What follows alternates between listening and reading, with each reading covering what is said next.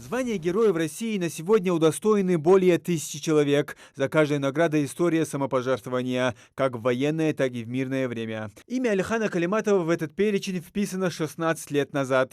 Он прожил недолгую жизнь, но оставил яркий след в истории своего народа. Родился Алихан Калиматов в большой семье. Он был 7-м ребенком, и потому со стороны родственников, братьев и сестер к нему, как к самому младшему, относились с трепетом и любовью. Одинарный такой. В общем, мы как-то складываем одинаково, братья, вот идем, 3 брата, да, в общем.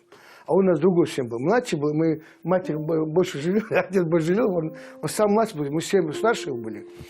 То, что прощали родители ему, нам никогда не прощали и не просили в жизни. Алихан Калиматов окончил 4-ю Сунжинскую школу. Сейчас она гордо носит имя Героя России. В холле на самом видном месте красуется мемориальная плита с изображением погибшего подполковника, которая напоминает ученикам, на кого стоит равняться и с кого следует брать пример. Я знала его как порядочного, хорошего, доброго мальчика, отзывчивого, всегда с уважением относящегося к старшим, особенно к учителям.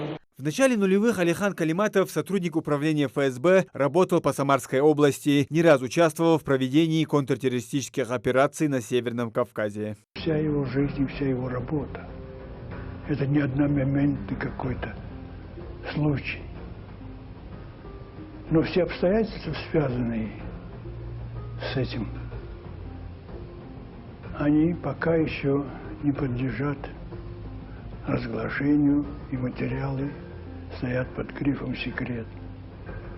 Потому что это была одна из серьезнейших антитеррористических контрразведывательных операций на Северном Кавказе.